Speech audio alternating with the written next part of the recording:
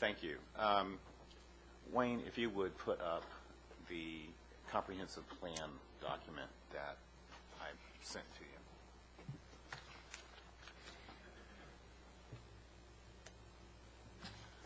Good morning. I'm Mike Roberts, and welcome. Thank you for taking time out of your middle of your week to come and be president of the committee. One of the things that I wanted to do was go through the criteria that is established in our comprehensive plan and our land development code that is specific to the tier designations. As most of you are well aware, this was originally done and completed by the Board of County Commissioners by resolution in 2006. Subsequent to that ordinance, it was challenged, and at the end of the day, we came back with a revised criteria by order of the administrative law judge and final order of Secretary Pelham of the Department of Community Affairs. So what we are at today is the, and I apologize for the clarity of this exhibit. It's not showing up as well as what I had hoped.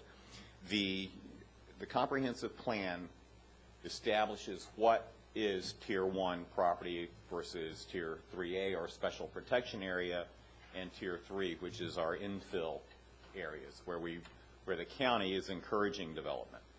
To make to be as brief as possible, Tier 1 are those properties that are determined to be environmentally sensitive, primarily due to the presence of tropical hardwood hammock or pine lands, typical environmentally sensitive land, or known habitat for threatened and endangered species.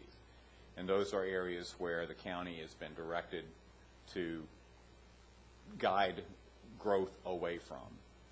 Tier 3A is the best way to describe 3A, or a special protection area, is as a buffer between the Tier 1 and the urban or development infill areas.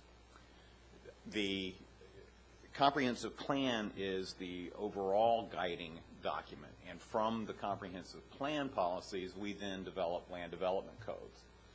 With the land development was the land development codes that were specifically revised by order of the Secretary. So if you'll put up the LDCs, Wayne, and if anyone wants copies of the specific comprehensive plan policies, please let me know, and I'll be happy to get you copies. If you'll go ahead and move down to page 2 of this, Wayne. As you can see here, the tier boundaries are established by the parcel boundary.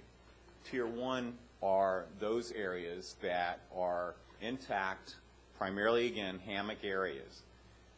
Then the Tier 3A, or SPA, are those areas that have hammock and are contiguous to or perform a buffer function to those Tier 1 properties. There are specific criteria within the code that break those connections, one being US 1, that's the primary one, another being canals, and then developed properties also constitute a break in that contiguity of hammock areas.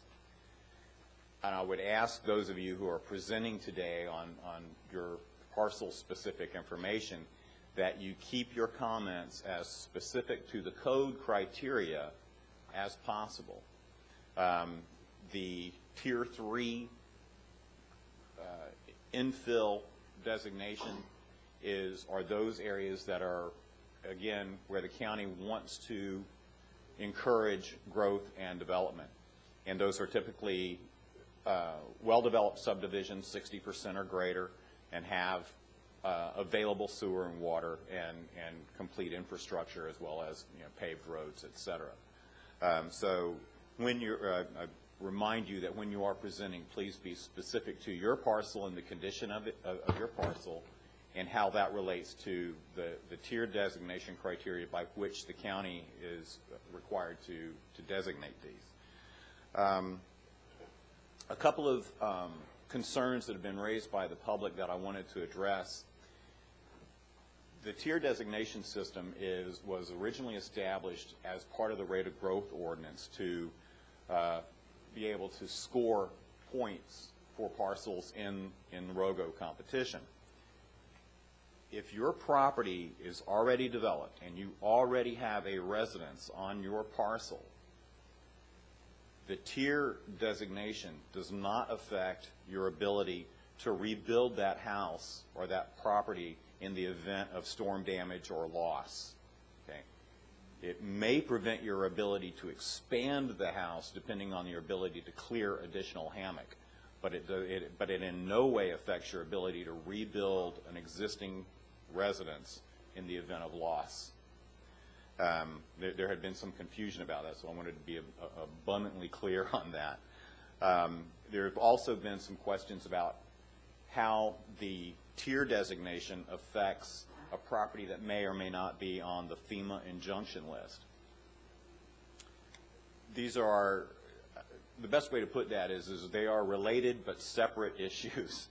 The FEMA injunction list is part of the flood insurance rate program and is not part of the tier designation ordinance. If you're on the FEMA injunction list, it doesn't affect whether or not where your standing is in the tier designation.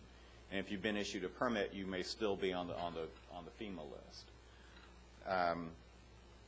And with that, I'll turn it over to Chairman Grau, and thank you again for your being able to be here and to commit such a large part of the middle of your week. Thank you.